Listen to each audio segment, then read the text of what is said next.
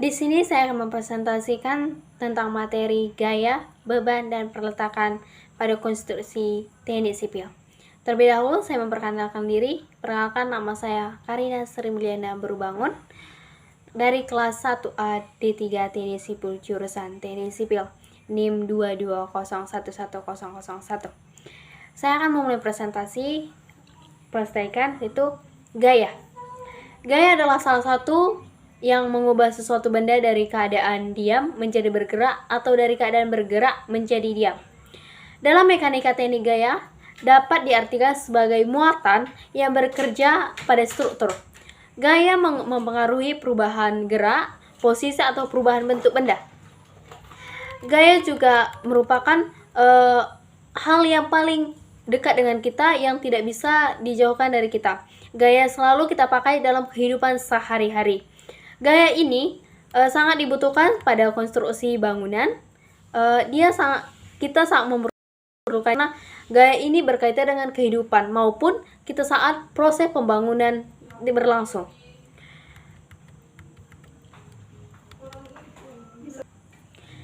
Titik tangkap gaya adalah titik awal bermulanya gaya tersebut. Gaya dan titik tangkap bisa dipindah-pindahkan asal masih dalam dengan garis kerja gaya.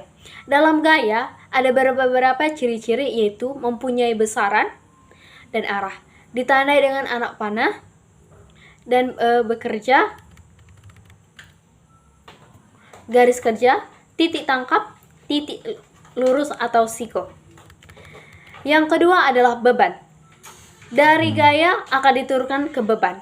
Maka beban itu merupakan salah satu aspek penting dalam proses analisis struktur pada umumnya. Gaya bekerja pada suatu struktur yang dapat menyebabkan tegangan, deformasi, dan perpindahan yang dapat mengakibatkan masalah struktur atau bahkan kegagalan. Ini bisa dikendalikan oleh beban. Jadi, dari gaya akan diturunkan ke beban. Sehingga dalam konstruksi bangunan ada dua jenis beban, yaitu beban mati dan beban hidup. Beban mati adalah beban yang berasal dari berat bangunan itu sendiri. Contohnya itu adalah bangunan atau tiang-tiang yang dibangun oleh konstruksi. Beban mati mencakup komponen struktural dan arsitektural dan juga semua peralatan lainnya yang terpasang dalam bangunan. Yang kedua adalah beban hidup. Beban hidup adalah beban yang berpindah-pindah atau tidak tetap disebabkan oleh penghuni atau pengguna bangunan, dan salah satu objek yang sifatnya tidak tetap atau masa layan berbangunan. Pada kombinasi pembebanan, faktor penggalian dan beban hidup lebih besar jika dibandingkan dengan beban lainnya. Hal ini dikarenakan sulitnya menentukan besarnya beban hidup secara pasti karena tergantung dari banyak faktor. Dalam konstruksi yang ketiga adalah perletakan. Perletakan sangat dibutuhkan untuk membuat itu berdiri dengan kokoh. Dari gaya akan diturunkan ke beban dan akan diturunkan ke perletakan.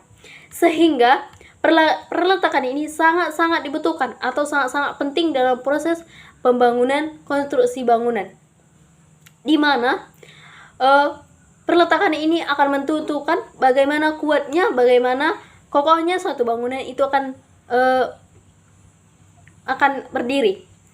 Jadi sehingga dari penelitian yang harus kita teliti itu adalah tiga hal ini, jadi gaya, beban, dan perletakan.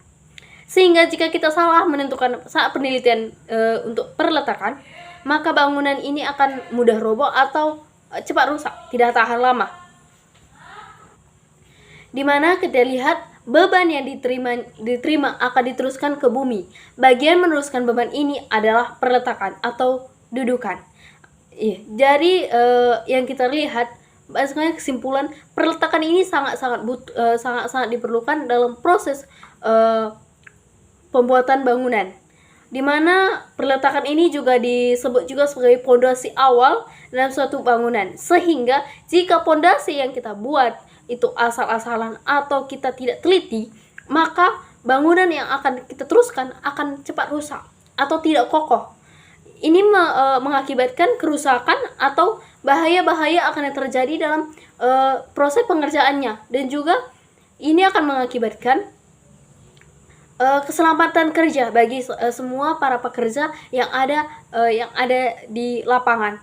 Sehingga saat penelitian kita harus betul-betul meneliti, dan juga saat proses pengerjaan kita juga harusnya betul-betul mengikuti data-data yang sudah tertulis untuk merancang suatu bangunan.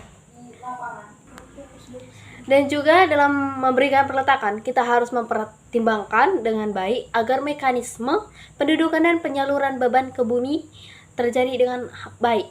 Hal yang harus dipertimbangkan adalah stabilitas konstruksi. Beberapa jenis perletakan yaitu adalah perletakan sendi, perletakan roll, perletakan jepit, dan perletakan panel. Dari tiga materi ini kita dapat menyimpulkan bahwa dalam suatu proses pembangunan ada tiga hal yang harus kita perhatikan, yaitu gaya, beban, dan perletakan. Ini sangat-sangat diperlukan dalam konstruksi bangunan, karena di mana ini akan menentukan kokoh dan kuatnya bangunan tersebut. Jika kita tidak memperhatikan ini, maka bangunan ini mungkin tidak akan berdiri dengan kokoh atau tidak akan berdiri. Sehingga kita harus benar-benar memperhatikan ini. Jadi dalam penelitian atau kita saat meneliti lapangan, kita perlu memperhatikan tiga hal ini tadi. Dan juga saat pembangunan, kita juga harus memperhatikan tiga hal ini tadi. Jadi terutama pada pondasi. Pondasi itu sangat-sangat penting bagi bangunan, karena dimana jika pondasi itu tidak sesuai dengan berat bangunan, maka bangunan akan gampang roboh atau ambruk. Ini akan mengakibatkan banyaknya tenaga kerja yang tidak selamat.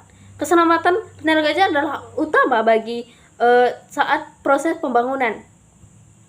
Oke, sehingga para peneliti atau pengerja harus betul-betul memperhatikan tiga hal ini tadi. Oke, sekian dari penjelasan presentasi tentang materi gaya, beban, dan peletakan pada konstruksi sipil. Saya mohon maaf jika ada kesalahan kata. Saya berterima kasih. Sekian dan terima kasih.